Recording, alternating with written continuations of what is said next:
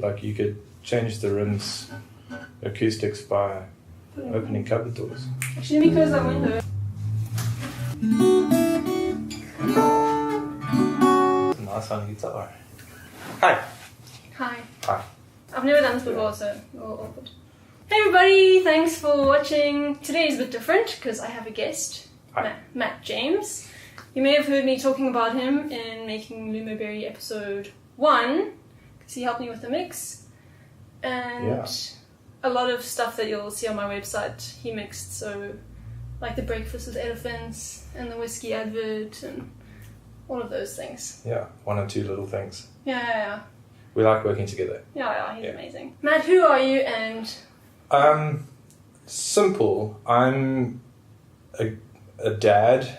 I'm a sound engineer, and I'm just passionate about music, mixing and television, sound design, mixing, film, everything sound, basically. That's who I am. And how did you get there? Like, how did you realize that was your passion? I think in my family, it's fairly musical. My grandfather used to play the piano. My dad played the guitar, acoustic guitar, and I kind of started messing around on his acoustic guitar when I was really young. And then one day he got a Blaupunkt double cassette radio tape deck. And you could tape from one tape to the other tape. And it had a microphone input on the front of this thing. And I figured out that if you plug the headphones into the microphone input, you could use them as a microphone. Oh. So I started putting the one ear of the headphones inside the guitar and playing guitar and taping it from one tape to the other tape. What? When I was about 12 or 13 years old, yeah. And you just kind of figured that out on your own, like messing with Yeah, this just thing. messing around with the Blaupunkt tape recorder, yeah. That's super old school, you know? Yes. No, I don't think many people... I don't even know if Blaupunkt's still a brand. Yeah. I think it is. Actually, my speakers downstairs on our TV Really? are Blaupunkt, yeah. Oh, wow. Cool. And that's where I got interested in it. And then I used to play guitar and sing in like a youth band, and we got the opportunity to go and record like a single at a sort of home studio in the Eastern Cape where I grew up. And I must be honest, I was completely captivated by what the engineer was doing. Not interested in the slightest in what I was playing, but so interested in what he was doing, because he had this mixer with knobs and speakers that were really cool, and just watching how he crafted everything and how he laid it and put it all together, I was instantly like, I was sold, I was done. Oh, wow. So I went to shadow a professional engineer for an afternoon, and that was it.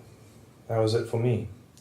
My folks encouraged me not to study sound engineering because at the time it wasn't really considered, I would say, a profession. It was more just a job, like people did it. So there was no real, what's the word?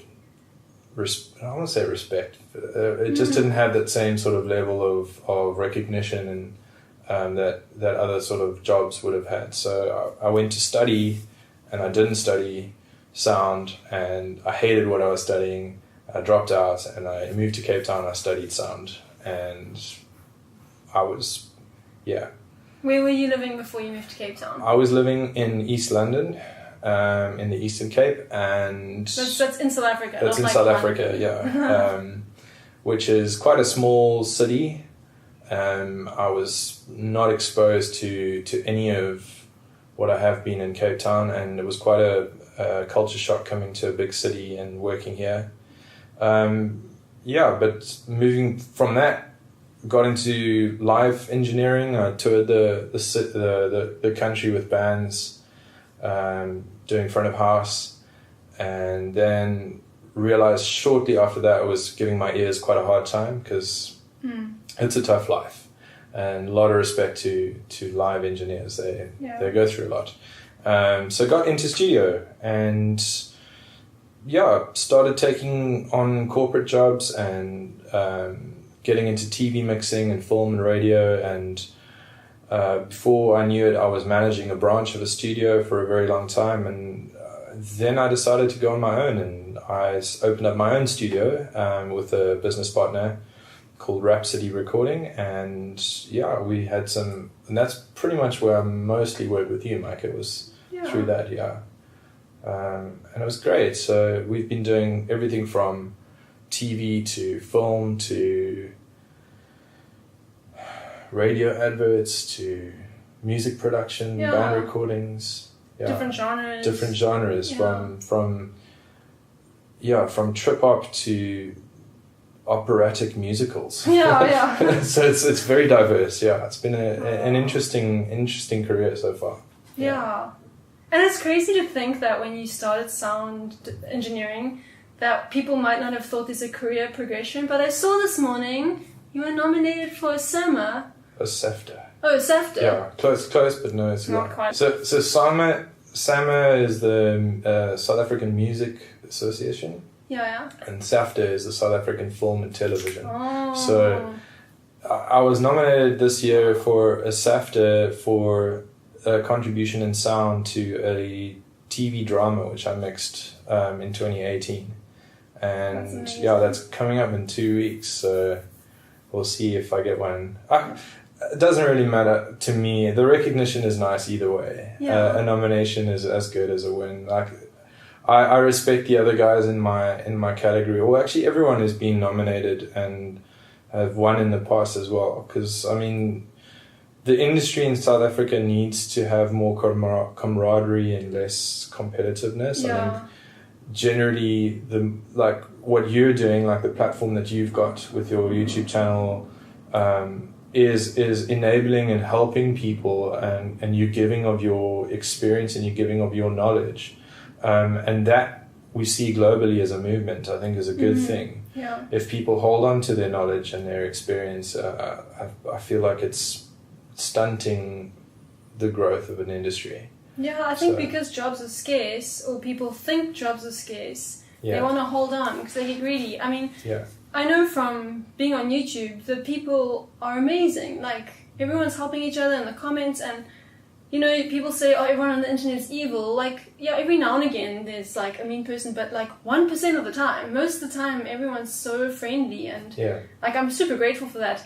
And I also know that when I was starting out, you were, I want to say the only person, but let me just say one of the only people, in case I'm not thinking of someone, that was helpful. Like, you were always open to share your knowledge, and that was so rare, and it's great that things are changing. I like helping in any way that I can, really. I don't believe that holding on to knowledge or not being forthcoming with what you can offer somebody is the way to go. Like, and also, like, I completely respect you as a colleague, like, not as like someone who I mentored or anything, because I believe like what you've done is equally on par with what I've done in my career.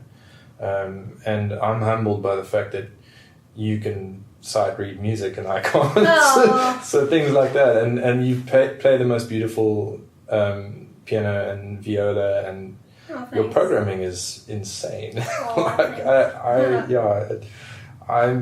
I need to get back into that kind of stuff, because there's aspects of sound that I've completely neglected over the years, just purely because you get so busy that you get into, that's how you get your stuff done. And I love watching your channel. I love watching your approach and how you challenge yourself to do different things and new things, because I believe that that's how we learn. Yeah, absolutely. And I'm getting older, and I feel like I need to learn some new tricks. So it's cool. Like, I spend a lot of time watching YouTube channels, and you know, there's a wealth of knowledge and there's a wealth of interpretations of things on the internet, which I really believe in, and that's where I've learned a lot of tricks, especially in mixing. You know, channels like Dave Pensado, like Pensado's Place, and you know, watching some of his interviews with great mixers like Tony Maserati and producers, and just the little nuggets of information that they leave. It's so interesting, and it can really elevate your your understanding of mixing, your understanding of production, whatever it may be that you're interested in. Yeah. Yeah. That's awesome. And yeah, just if I could leave one nugget, I think people are quite into, we're overwhelmed. I mean, I know on the internet, if you're watching YouTube, I guarantee you there's probably an advert somewhere up here or down here that's saying buy this piece of gear or buy this interface or this piece of microphones or whatever it may be, and we always think that the equipment is what makes better production or makes better mixing or makes better songs or it certainly enables us to do good work and be more efficient, but there's this age-old saying, ear before gear, or ears before gear.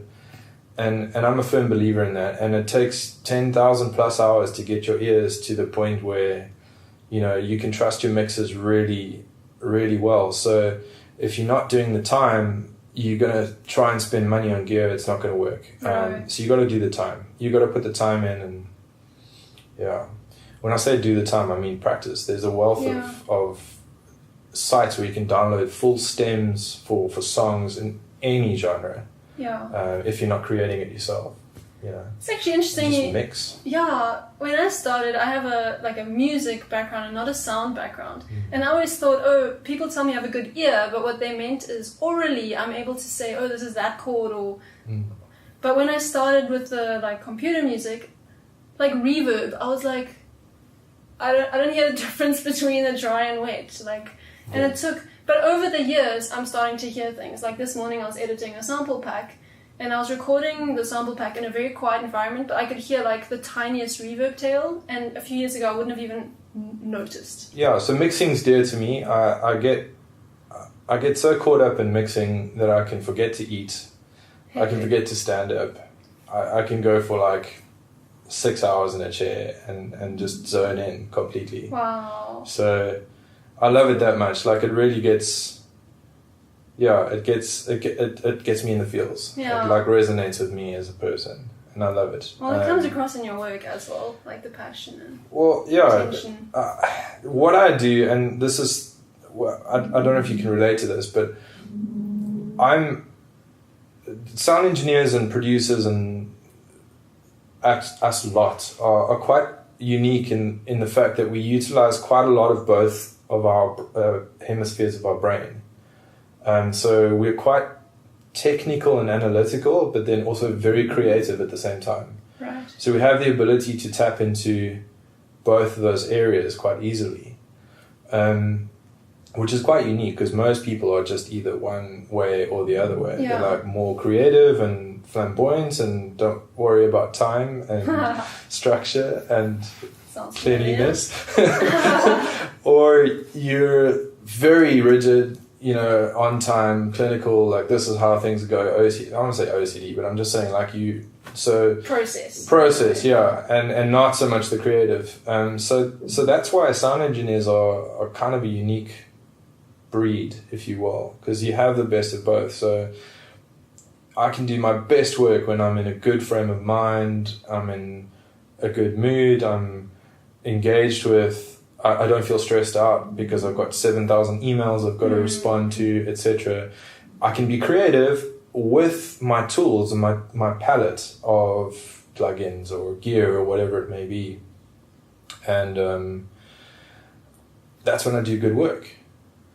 But if I'm not in the right headspace, or I've got 7,000 emails, or my beautiful daughter kept me up most of the night, I find it quite difficult to compartmentalize that and then jump in and really be creative. So it's a tricky thing, especially when you own your own business, is to want to give your best to your clients and the project and get out of the way of good music or good TV or good productions and let it happen. But at the same time, it really comes down to your state of mind on the day largely, and how you were able to deal with that and to do the right things.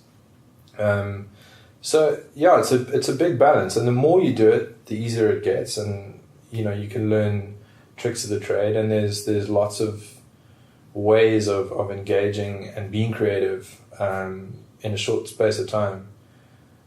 But yeah, it has a big impact, eh? Yeah. I mean, I remember doing mixing an album for a guy called Andy Jamison. It was a folk album called Andrew James and the Steady Tiger. Okay. I think it was released around 2012, 2013. And it was quite melancholic, like the program matter and the material. The songs were very melancholic, very introspective, very sad, and they invoked quite a lot of emotions. And for about 2 weeks after mixing this album, I was quite depressed. Oh, yeah. And my wife even commented to me, or at the time she was my girlfriend, she even said, this music's really affected you. Wow. And it does, because when you're getting creative and when you're engaging with your projects and with your material, you start living it. Yeah. It starts becoming like very important to you, and it affects how you are every day. Yeah. Do you get that? Yeah, I'm trying to think. I know that I'm quite a sensitive viewer, so I've always stayed clear of any too serious projects for that reason, because even just kind of watching a movie or that has a strong impact on me. But I know that when I work on music, it does impact me in that it's constantly on my mind. So I might not be aware of my mood changing as much, but like I struggle to be present because I'm constantly in my head. Yeah. And even after the song's finished, it kind of stays for a long time. So, So do you have any like tips on how you get into the right headspace when there are all these emails, or when you've just come off a project that's like left you feeling grim? I think the biggest thing to do is to be still. If we don't make time to turn down the noise in our life, then it's always there. Sure. So that sounds quite profound, or it is. Chihuahua the mountain, but I find like if I'm constantly watching a Netflix show, driving, listening to music in the car or the radio, getting to work, working on audio the whole day, going home, listening to radio, getting home, watching something. If we don't turn off the noise like for a good period of time, then you cannot switch off. You can't get into your creative space. It doesn't happen naturally. No, it doesn't happen naturally. So I find going for a walk and looking at the waves, leaving your phone behind, like literally leaving your phone at home, taking a drive, go walk on the promenade or something and look at the beach. If you don't live by the sea, go walk in the forest, or if you don't... In the street. A quiet street. A quiet street. But just switch off. Like, try and turn off the noise a bit. Because I think that works for me. I don't know, maybe it doesn't work for other people. Yeah. Certain people get juiced on, like, energy and energy of others. So maybe you need that to pick you up. Yeah.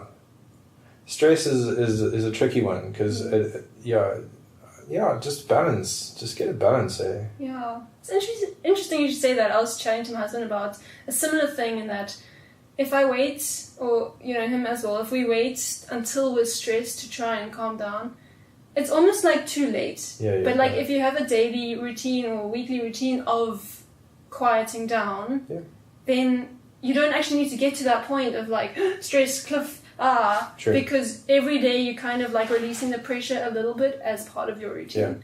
So good advice. And I think that will help you get into creative mode a lot easier. Yes. Deadlines are necessary.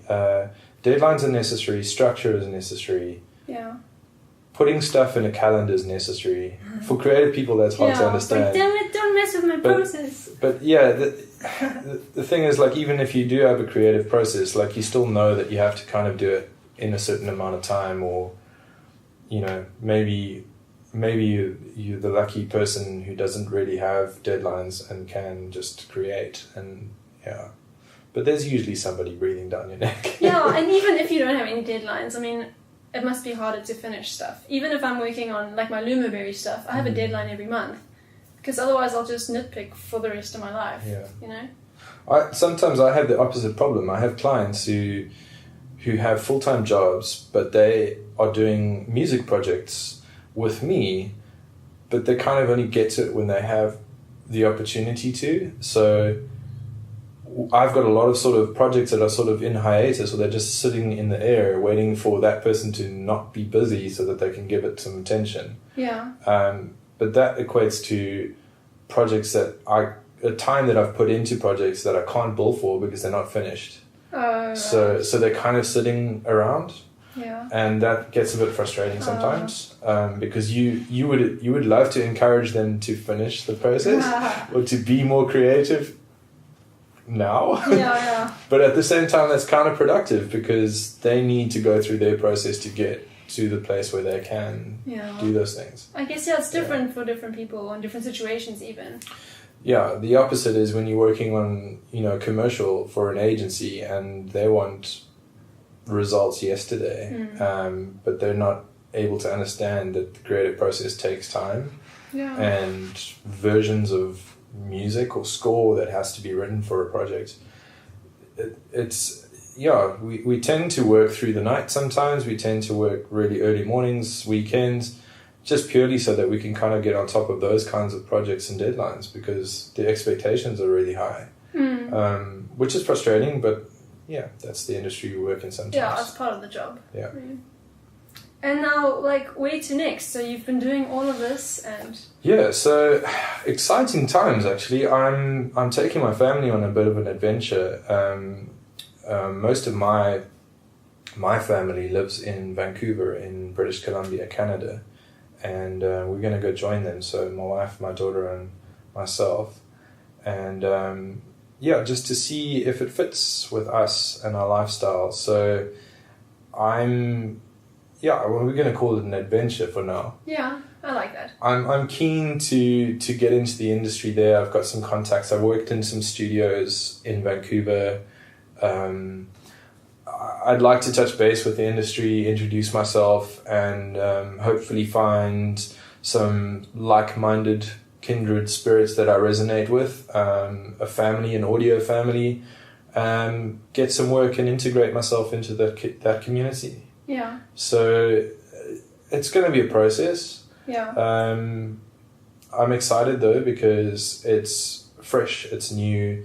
I've been in Cape Town for 20 years and I feel like I'd like to see a different side of the industry in the world and see new places and I don't know, it's exciting but quite daunting at the same time. Yeah, I can't even imagine. I've been in Cape Town my whole life, so I have no idea what it's like to move. Yeah, the moving process is not easy. The fact that I've got family there and lots of is really great. It's a huge support and community, but from a job point of view, I don't really think I'm going to run my own business or work freelance. Maybe freelance initially, I think, just to see how and where I fit in. Yeah. But I'd like to work for a company that's doing really good stuff. There's a big gaming industry in Vancouver. There's a lot of really cool studios that are mixing some amazing TV shows for Netflix. Okay. There's one show called Travelers, which I really love. It's like a sci-fi show. Ooh, is it violent? Maybe I should watch it. Not really. Oh, yes. It's really hard to find non-violent stuff nowadays. It is sort of like there are some things, but it's not. No, not really. It's not like every 10 seconds. No, not every 10 seconds. But yeah, so there's a couple of studios that make some really nice content that I'd love to introduce myself to, and so that's kind of where I'm at now. That's awesome. Yeah. If any of you know the people Matt needs to talk to, leave a comment.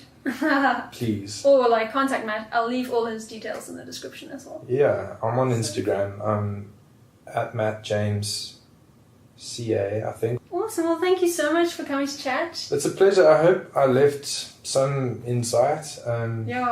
Really fascinating to hear. Yeah, if anyone wants to get sort of links to some of the websites that I like checking out, I'll tell Micah to leave them in the description. Cool. Places like Indaba Music, Pensado's place. Yes. Those kinds of things. Some cool knowledge.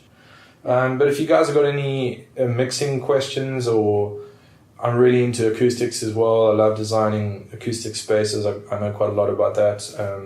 Yeah. Maybe Matt can answer, do a follow-up on Skype. Or TV stuff. Like a lot of people... Oh, that's true. Yeah, I mix a lot of TV, guys. Yeah. So... Whoa. I've got quite a lot of tricks. Yeah, guys, please ask. Everything down to using like Isotopes RX7 to get rid of noise on vocals and the mouth dialogue noises. and all sorts of things. Yeah. Oh, that one's gross. What's the one that takes all the like mouth noises? Yeah, dialogue? mouth declick. Yeah. And then you just listen to the mouth noises it's taking out. It's the grossest gross. thing. If I can get a sample of that and put it in, I'll do that. Oh, yeah, no, it's kind of...